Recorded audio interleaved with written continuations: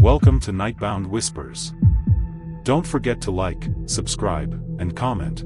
I put a lot of hard work into these videos, and your support keeps the darkness alive. Before starting today's video, tell us in the comments where are you watching from and what time is it there so we know from which state people are watching from. I'm Caleb Mercer and I have to tell you about an incident that occurred 4 years ago while I was driving through South Texas on Highway 281 between Alice and Falfurrias. I was 26 at the time, working as a wind turbine technician for a company that maintained wind farms across the southern part of the state. The job involved a lot of travel, long hours, and sometimes overnight stays when we were working on remote sites that I've gotten used to the lifestyle, enjoyed the solitude and the technical challenges of the work. This particular night I've been working at a wind farm near Fremont, finishing up a repair job that had taken longer than expected. By the time we wrapped up it was nearly 9 p.m. and my coworker who'd driven out with me had already left hours earlier to get back to his family. I could have gotten a hotel in Alice, but my apartment was in Corpus Christi, only about 90 miles south, and I wanted to sleep in my own bed. I grabbed dinner at a Whataburger in Alice, filled up with gas, and got on Highway 281 heading south. It was mid-October, still warm during the day but cooling off nicely at night. The highway through that area is mostly straight, cutting through ranch land and brush country, passing through small towns like Falfurrias and Sarita before finally reaching the outskirts of Corpus Christi. Traffic was light, mostly trucks hauling loads to the border or up to San Antonio. I settled in for the drive, listening to a podcast, feeling that familiar road tiredness that comes after a long day of physical work. Not dangerous tiredness, just the pleasant exhaustion that makes you look forward to being home. About 20 miles south of Alice I noticed something strange with my truck's electronics. The radio cut out first, the podcast stopping mid-sentence, replaced by static. Then the dashboard lights flickered, dimming and brightening in a rhythmic pattern. The headlights did the same, pulsing in sync with the dashboard lights. I eased off the gas, worried about an electrical problem. The last thing I needed was to break down on a dark highway. But then, just as suddenly as it started, everything returned to normal. Radio came back, lights stabilized. I figured it was just a glitch, maybe a loose connection somewhere, and continued driving. A few minutes later I saw lights ahead on the side of the road. As I got closer I could see it was a car with its hazard lights on, pulled onto the shoulder. A sedan, looked like a newer model, silver or gray.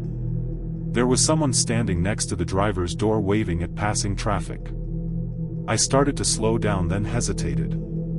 It's ingrained in me to help people, especially out here where cell service can be spotty and help might be hours away.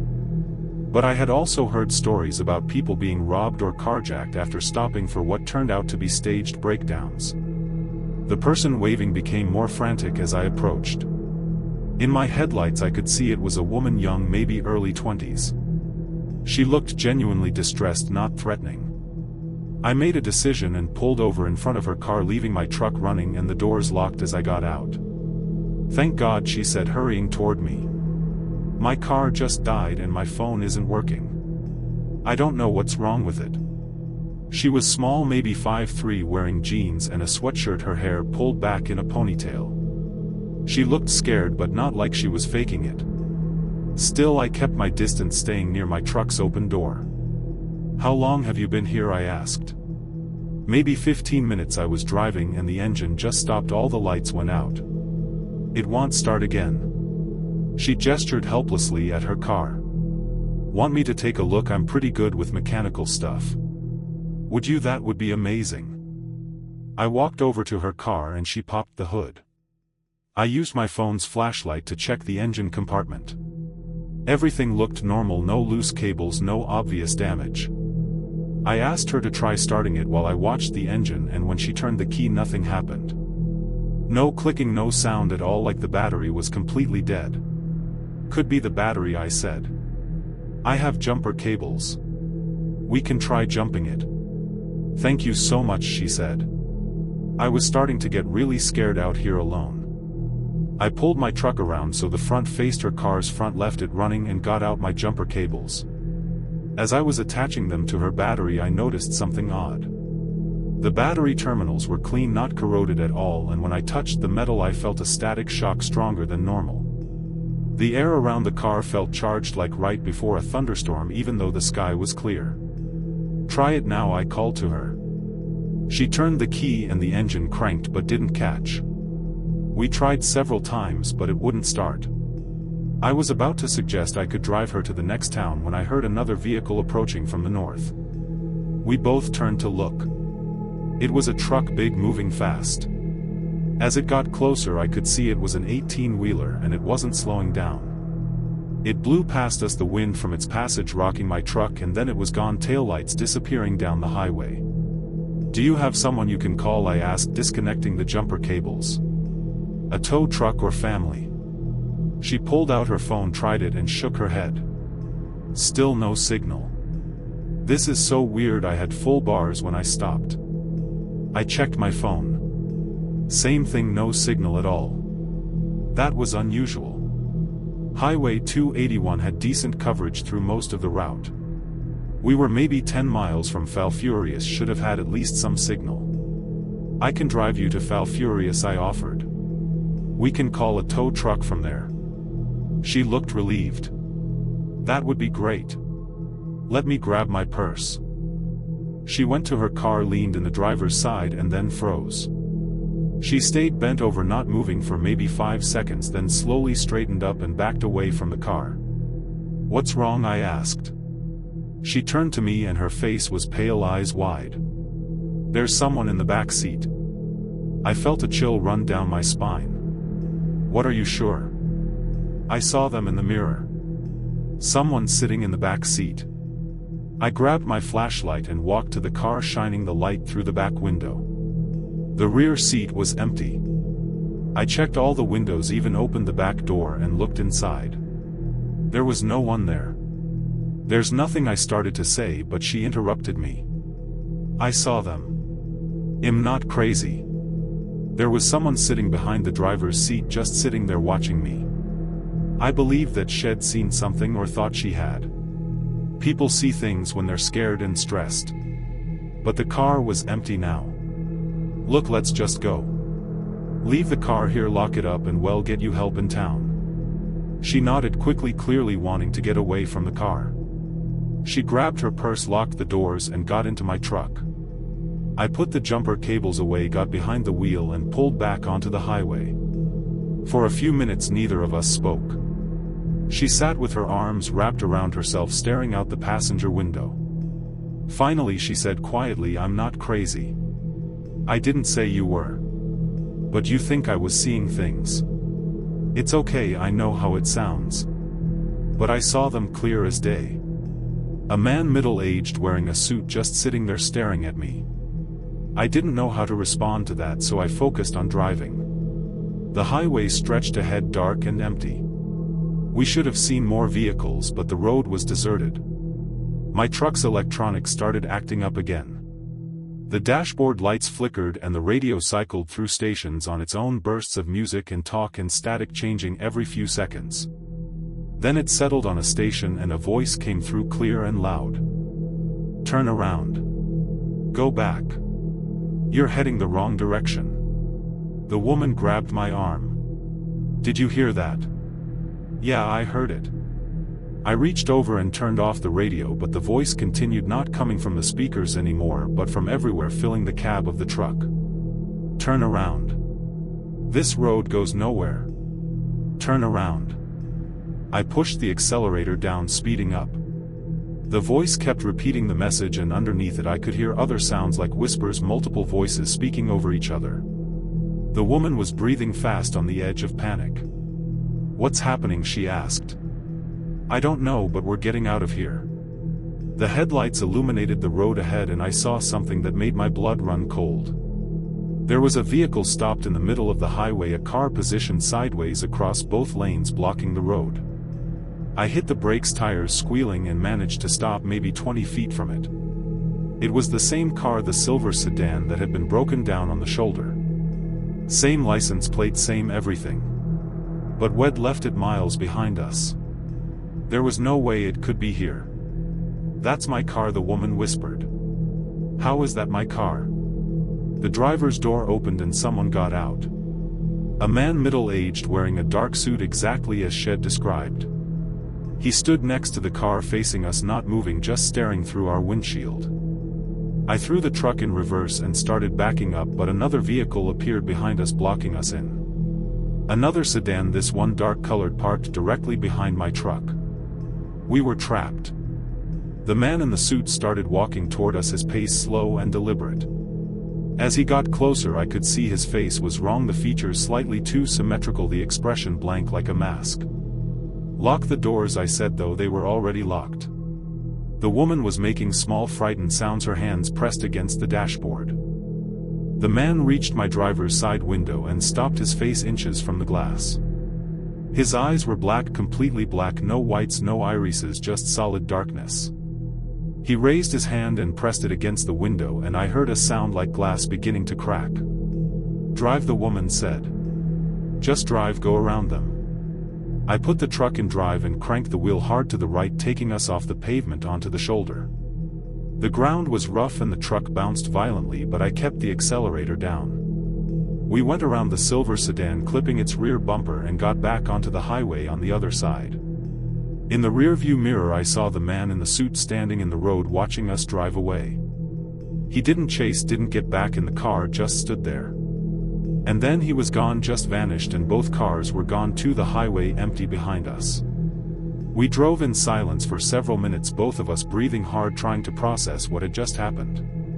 The voices had stopped, the electronics were working normally, and the road ahead looked normal. "Did that really happen?" the woman asked finally. Yeah, it happened." "What was that? What were those things?" "I don't know. But I think we should keep driving and not stop until we're somewhere with a lot of people." She nodded, still hugging herself, still staring out the window like she expected something to appear at any moment. We reached Falfurrias without further incident. I pulled into a well-lit gas station and we both got out, grateful to be around fluorescent lights and other people. There were a couple of other vehicles at the pumps, and through the window I could see the clerk inside, everything blessedly normal. The woman checked her phone. "I have signal now. I'm going to call for a tow truck." "What are you going to tell them?" She laughed, a shaky, slightly hysterical sound. "That my car broke down on 281 north of here." What else can I say? That it teleported ahead of us, that a man with black eyes tried to break into a truck, they'd think I was insane. She called, gave them the location where her car had initially broken down, and was told a truck would be there in about an hour. We waited at the gas station drinking coffee, not talking much. What was there to say? We'd both experienced something that shouldn't be possible, and neither of us had explanations. When the tow truck arrived, I followed it back up Highway 281 to where her car should have been. It was there, right where we'd left it, sitting on the shoulder with its hazard lights still blinking. The tow truck driver hooked it up and the woman arranged to have it taken to a shop in Corpus Christi. Before she got in the tow truck, she turned to me. "Thank you for stopping. And for believing me even when I know it sounds crazy." "It doesn't sound crazy," I said. "Not to me. Not after tonight." I drove back to Corpus Christi, arriving around 1 a.m. I couldn't sleep when I got home, just lay in bed staring at the ceiling, replaying everything that had happened. The man in the suit, the car appearing ahead of us, the voices. I never saw that woman again. I don't even know her name. In all the chaos, we never exchanged that information. But I think about her sometimes, wonder if she's had any other experiences, if she's as changed by that night as I am. I still work as a wind turbine technician, still drive Highway 281 regularly. But I'm more cautious now, more aware. I pay attention to the electronics in my truck, watch for any signs of interference or unusual behavior. And I don't stop for broken down vehicles anymore, not at night, not on that highway. I call it into the highway patrol and let them handle it. Because I know now that there are things out there that use our instincts against us, our desire to help, our patterns and routines. They know well stop, know well try to assist, and they use that knowledge to trap us, to draw us into situations we can't escape from. I was lucky that night. We both were. But I wonder how many people weren't lucky, how many stopped to help and ended up being the ones who needed help, ended up facing things that shouldn't exist, on roads that go places they shouldn't go. I'm Noah Granger, and I need to share what happened to me 2 years ago on State Highway 349 between Midland and Rankin. I was 31, working as a medical equipment sales representative covering West Texas. The job required constant driving between hospitals, clinics, and medical supply companies, often on remote highways through sparsely populated areas. I had grown accustomed to the isolation, the long stretches of empty road, the vast distances between towns. At least I thought I understood those roads. On this particular evening I had finished a presentation at a hospital in Midland around 7 p.m. My next appointment was the following morning in San Angelo, about 130 miles southeast. I could have stayed in Midland overnight, but I preferred to drive to San Angelo that evening, get settled in my hotel, and have a relaxed morning before the meeting. It felt like just another routine decision. I left Midland as the sun was setting, the sky painted in brilliant oranges and reds. My route would take me southeast on Highway 349 to Barnhart, then east on Highway 67 into San Angelo. It was a drive of maybe 2.5 hours under normal conditions, all on good roads through oil country. Normal being the word that would soon lose all meaning. Highway 349 south of Midland is as desolate as roads get. It cuts through the heart of the Permian Basin, past pump jacks and oil field infrastructure, with virtually nothing in the way of towns or services for long stretches. I'd driven it before, knew what to expect: darkness, occasional work trucks, and the rhythmic nodding of pump jacks drawing oil from deep below the desert floor. Familiar emptiness can still hide unfamiliar things. The first 30 minutes of the drive were normal. Traffic was sparse, just a few pickups heading north toward Midland and one 18-wheeler I passed going my direction. The sky darkened quickly once the sun set, and soon I was driving through complete darkness, my headlights the only illumination for miles in any direction. And that darkness felt deeper than usual. Around 8 p.m. my phone rang. It was my girlfriend Emily calling to check in. We talked for maybe 10 minutes, casual conversation about our day's plans for the weekend. When we hung up I felt good, content, looking forward to a quiet evening in the hotel. For a moment everything felt safe. That's when things started to feel off.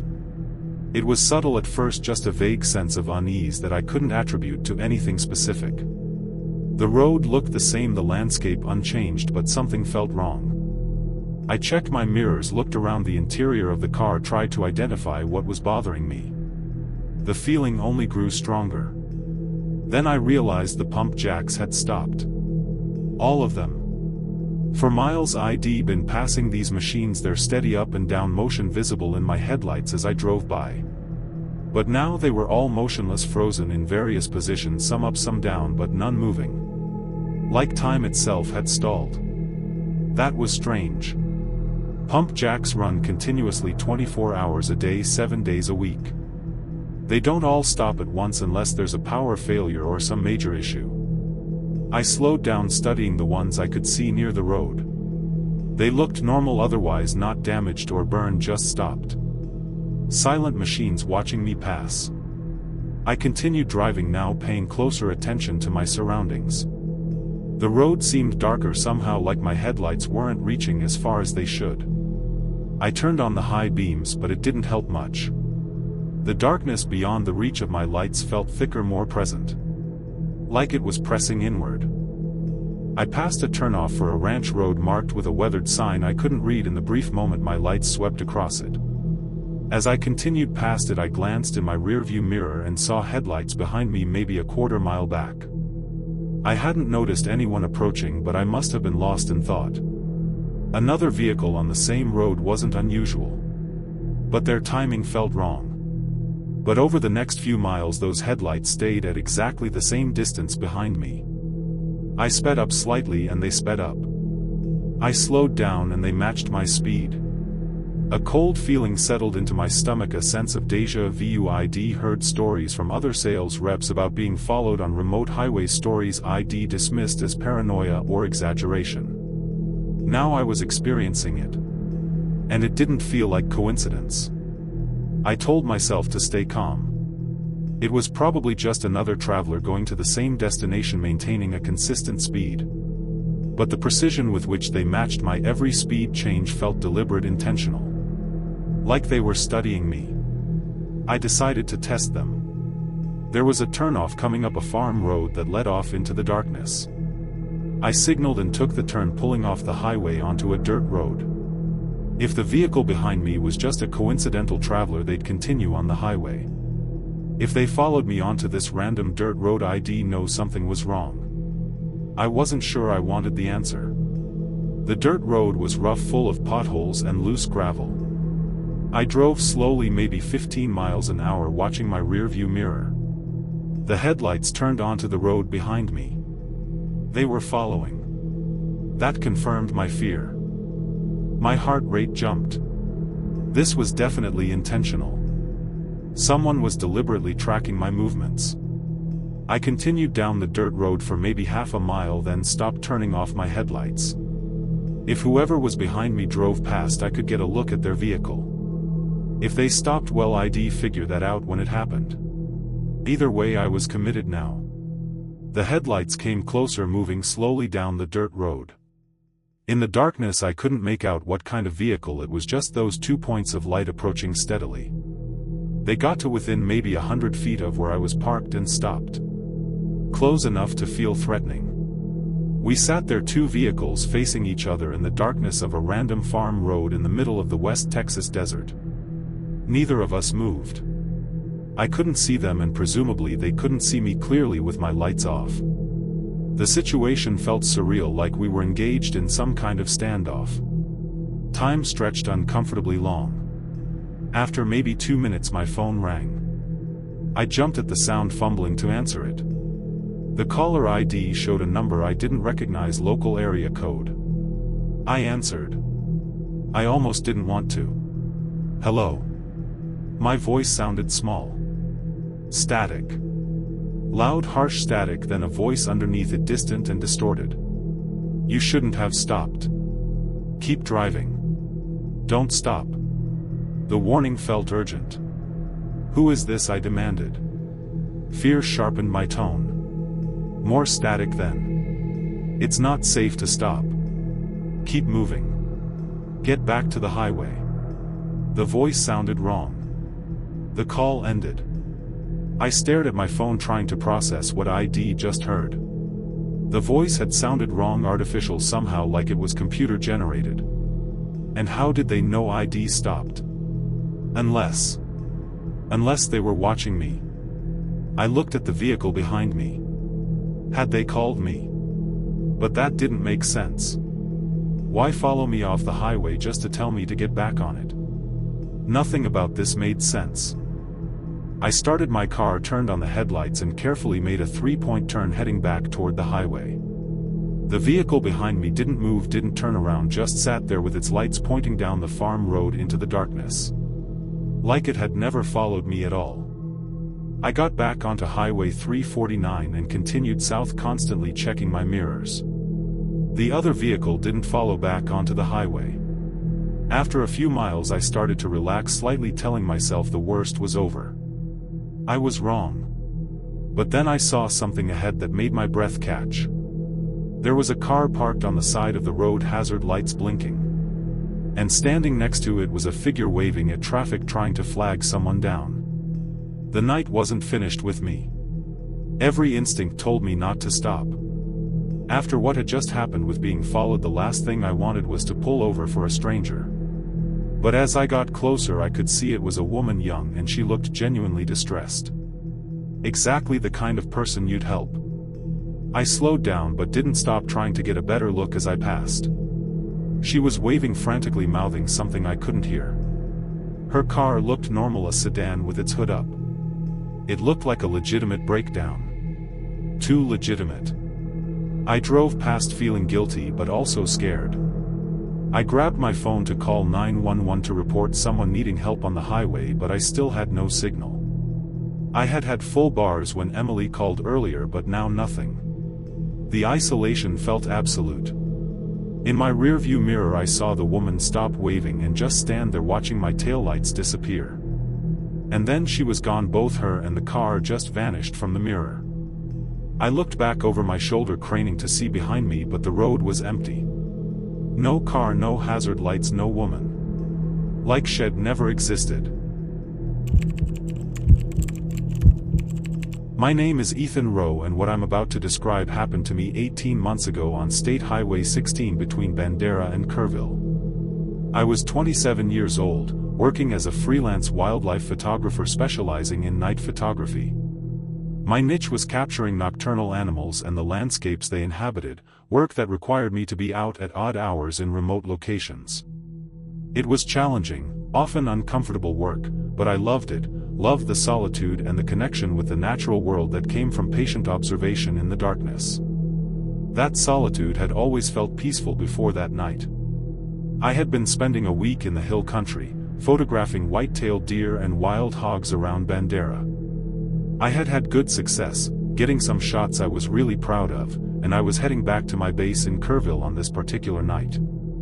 It was early March, still cool at night, and the forecast had been clear, perfect conditions for the drive. Everything about the night felt ideal. I left my shooting location around 11 p.m., packing up my gear and loading it into my SUV. The dirt road from the location back to Highway 16 was about 3 miles of winding track through cedar and oak forest. I knew it well, had driven it multiple times over the past week. Familiar ground gave me confidence. The road to the highway was uneventful, and I turned onto Highway 16 heading northeast toward Kerrville, about 30 miles away. The highway through that area is scenic during the day, winding through hills and alongside the Medina River, passing through small communities and ranch land. At night, it's dark and peaceful, the kind of drive where you can let your mind wander. It was a road I trusted completely. Traffic was light, just the occasional vehicle passing in the opposite direction. I had music playing softly, windows cracked to let in the cool night air, and I was feeling good, satisfied with the week's work and looking forward to reviewing my images. It felt like a perfect end to a productive trip. About 15 miles from Kerrville, I noticed something odd about the road. The curve seemed more extreme than I remembered, the hills steeper. I'd driven this highway dozens of times, knew it well, but it felt different tonight, like I was on a similar but not identical route. The familiarity was starting to slip. I slowed down, paying more attention. The road signs looked right, the mile markers were where they should be, but the feel was wrong. The trees seemed closer, the canopy overhead more dense. And the darkness between the trees was absolute, impenetrable, not the normal darkness of rural areas but something thicker, more present. The forest felt alive in a way it shouldn't.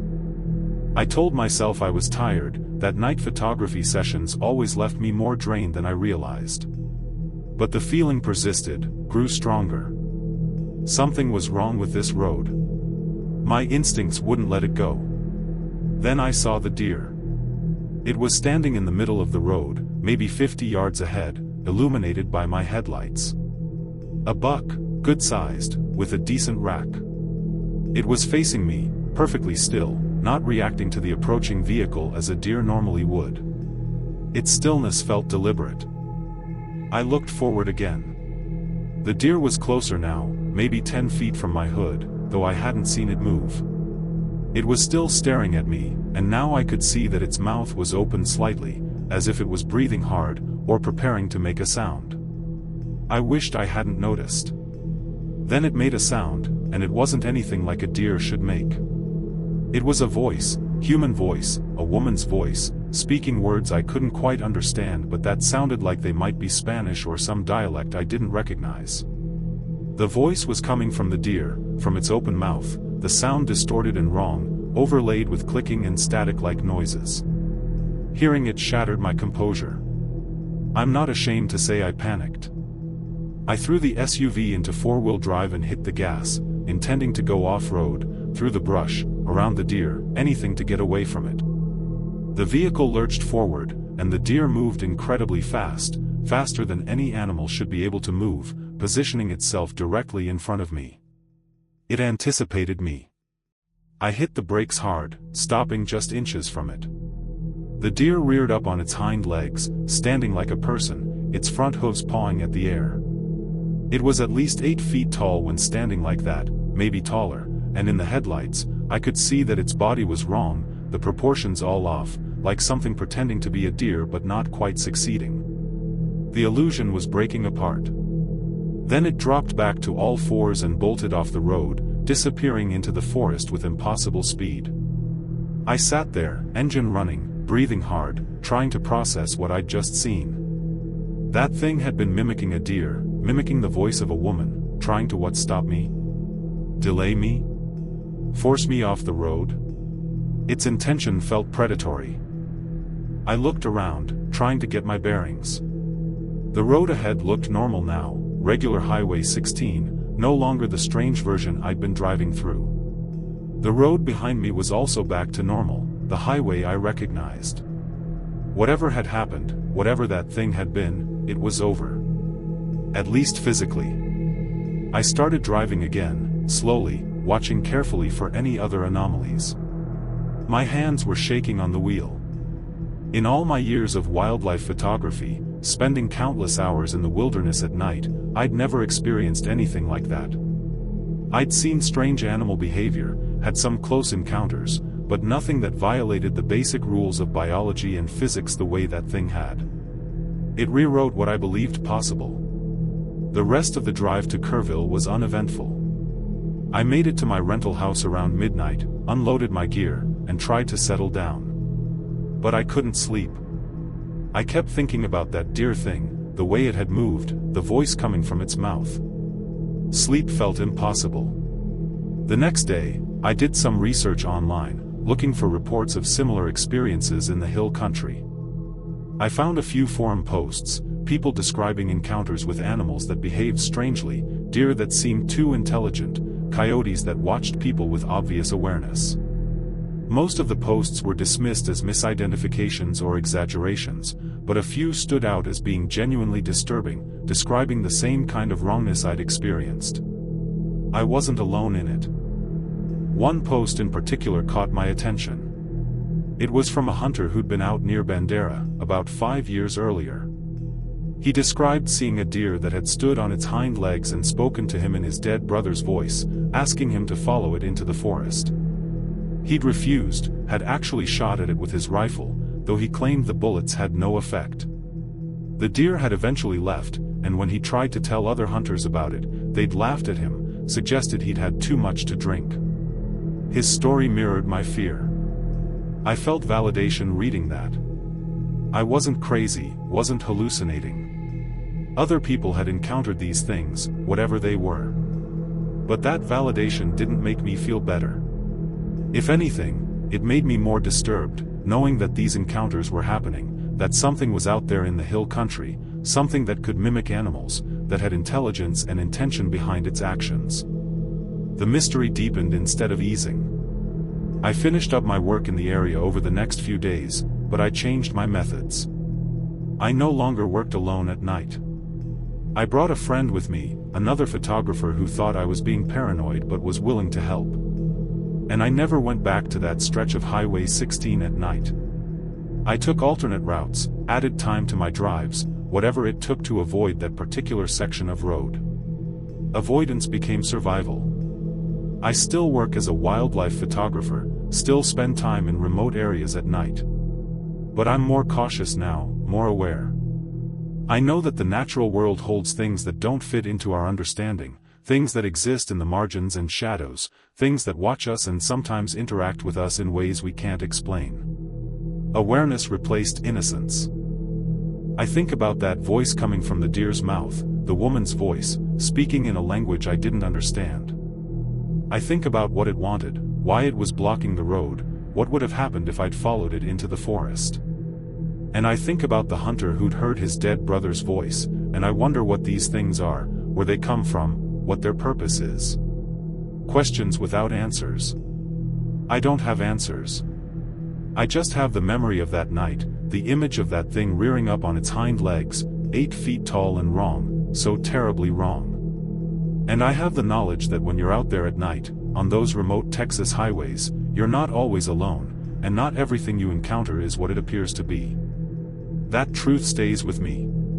The hill country is beautiful, peaceful, a place where people go to escape the stress of city life. But it has secrets, dark places where the normal rules don't apply, where things exist that shouldn't. I've seen one of those things, and I know others have too, though most won't talk about it, won't risk the ridicule or the questions about their sanity. Silence protects the mystery. But I'm talking about it now, putting it out there, because I think people should know. When you're driving those winding hill country roads at night, when you see something standing in the middle of the highway, something that doesn't move like it should, that watches you with intelligence that goes beyond animal instinct, trust your gut. Go around it, turn back, find another route. Don't let curiosity or stubbornness override your survival instincts. Instinct can save your life. Because whatever these things are, they're not benign. They're not harmless wildlife.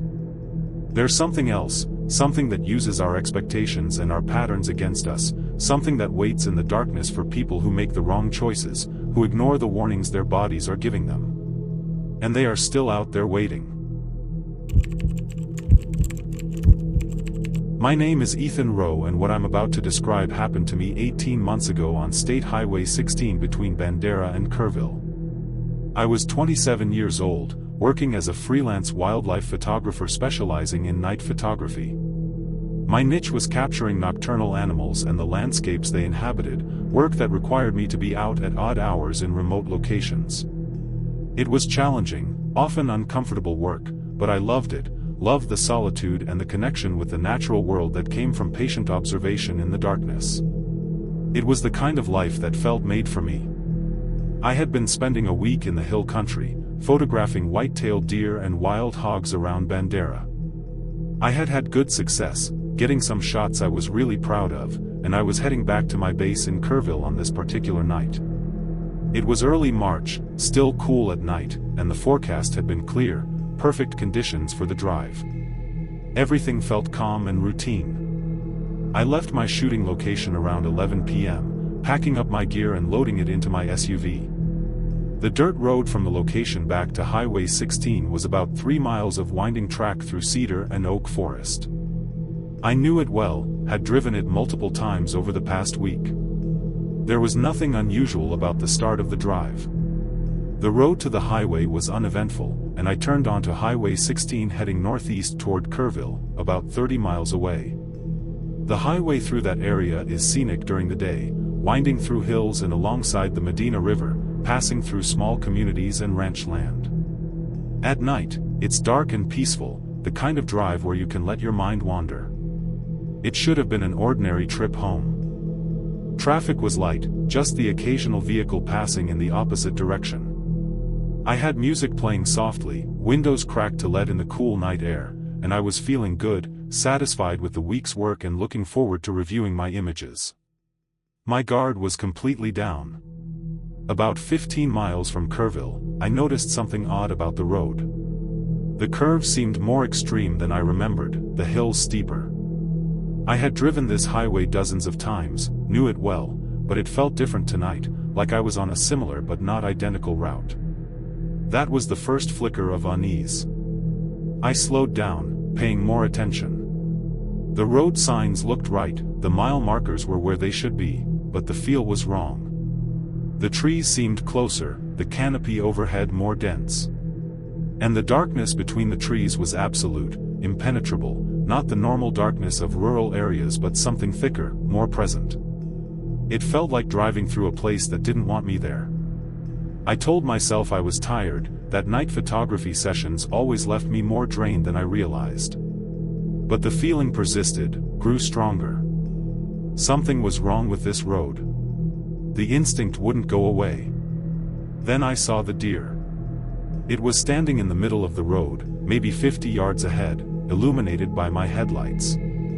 A buck, good-sized, with a decent rack. It was facing me, perfectly still, not reacting to the approaching vehicle as a deer normally would. The sight froze me in place. I slowed to a stop about 20 feet from it, waiting for it to move off the road. But it didn't move. It just stood there, staring at my vehicle with an intensity that was unnatural. I had photographed hundreds of deer, had observed their behavior extensively. This wasn't normal. Deer are skittish, alert, always ready to bolt. This one was wrong. Terribly wrong. I honked my horn, a short beep, trying to scare it off. The deer didn't flinch. I honked again, longer this time. Still no reaction. It just stood there, staring. The silence around it felt heavy. I started to feel uneasy. There was something off about its proportions, its stance. The legs seemed too long, the body too narrow. And its eyes, caught in my headlights, weren't reflecting the normal green gold. They were reflecting red, like drops of blood. That's when fear truly set in. I decided to go around it. I'm Aaron Pike and I have to share what happened to me just over a year ago on Interstate 20, between Monahans and Midland. I was 28 years old, working as a journalist for a regional newspaper chain covering West Texas. My beat included oil industry news, local government, and the occasional human interest story. The job required constant travel across the vast distances of West Texas, interviewing sources, attending city council meetings, documenting the boom and bust cycles of the Permian Basin. On this particular night, I had been in Pecos covering a story about water rights disputes between municipalities and oil companies. The meetings had run late, going past 9 p.m., and I needed to get back to Midland to file my story before the morning deadline. It was about an hour's drive, mostly on I-20, a route I had driven dozens of times. I left Pecos around 9:30, grabbing coffee and a sandwich from a convenience store before getting on the highway. The night was clear and cold, typical for February in West Texas. Traffic on I-20 was moderate, mostly trucks hauling oil field equipment, with the occasional car or RV. I settled into the drive, organizing my notes mentally, thinking about how to structure the article. The first 20 minutes were normal. I passed through Monahans, the lights of the town bright against the dark desert, and continued east toward Midland. The highway was straight, well-maintained, boring in the way that long desert drives are boring. Around mile marker 73, my car's radio began to act strangely. I had been listening to NPR from a Midland station, and the signal cut out, replaced by static. Not unusual in that area, where stations fade in and out depending on atmospheric conditions. But then the static resolved into voices, multiple voices speaking over each other, creating a chaotic chorus of sound. I tried changing stations, but every frequency had the same thing, overlapping voices, men and women, speaking in English but saying things that made no sense, fragments of sentences that didn't connect to each other. I turned the radio off, but the voices continued for another few seconds before finally fading away. My phone, sitting in the cup holder, lit up with a notification. I glanced at it and saw a text message from an unknown number.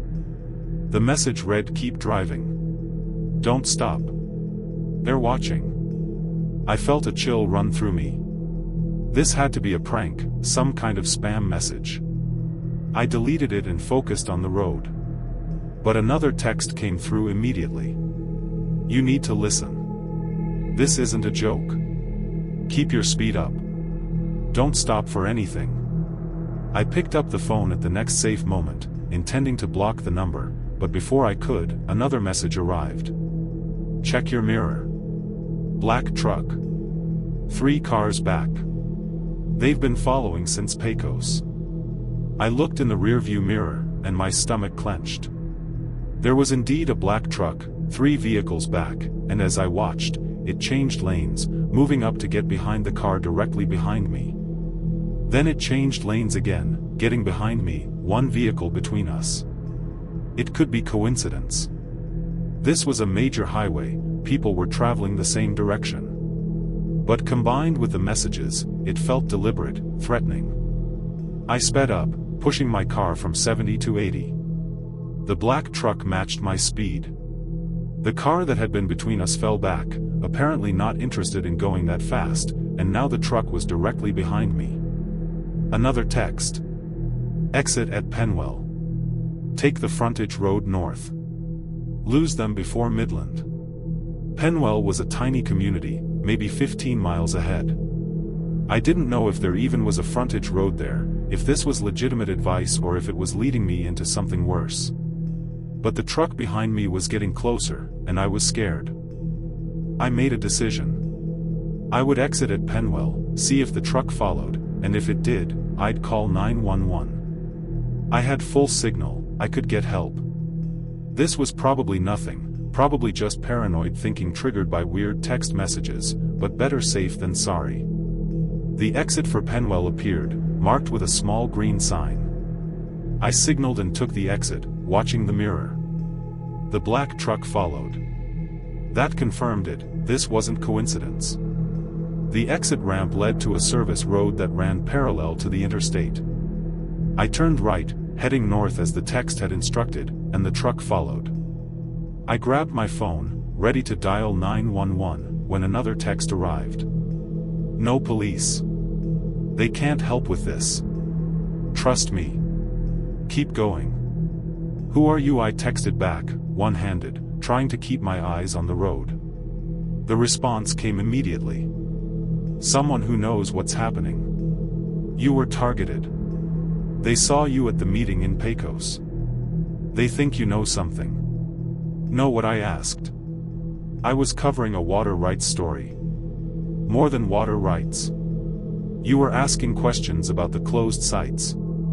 The abandoned facilities. They don't want that investigated. I had asked some questions about abandoned oil facilities, just background research for a future article, nothing that should have triggered this kind of attention. But apparently, I'd stumbled onto something sensitive. The service road was dark, no streetlights, just my headlights illuminating the rough pavement. The truck behind me was maybe 30 feet back, headlights bright in my mirror. I could see it was a large pickup, crew cab, with what looked like auxiliary lights on the roof, though they weren't on. What do? I texted, feeling ridiculous even as I did it, taking advice from an unknown number.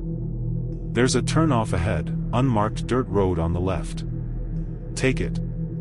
They won't follow. Too exposed. A dirt road appeared in my headlights, barely more than a track leading off into the desert. Every instinct told me not to take it, that leaving the relative safety of the service road for an unmarked track was a terrible idea. But the truck behind me was getting closer, and I was running out of options. I made the turn, my car bouncing on the rough surface. I watched the mirror, and to my relief, the truck didn't follow. It continued past the turnoff, and I saw its brake lights come on, saw it slow down, but it kept going. I drove slowly on the dirt road, trying not to damage my car on the rocks and potholes.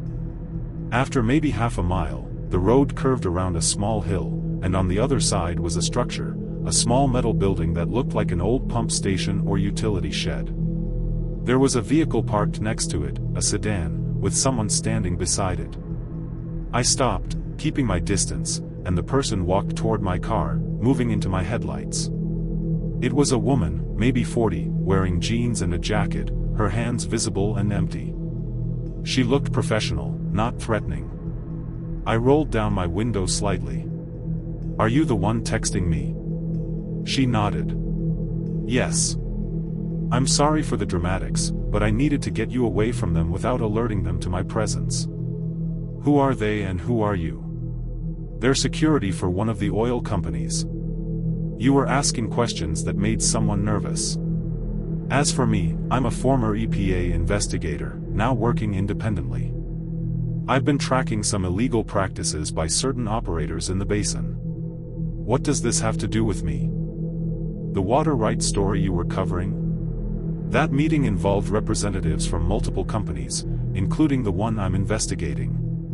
They have people watching journalists, anyone who might stumble onto their activities. When you asked about the abandoned sites, it triggered alerts. They were going to follow you home, find out how much you know, who you've talked to. That's insane. This is still America, they can't just... Can't what? Follow someone? Intimidate them? It happens all the time, just usually more subtly. You're lucky I was monitoring their communications and could intervene. I didn't know if I should believe her.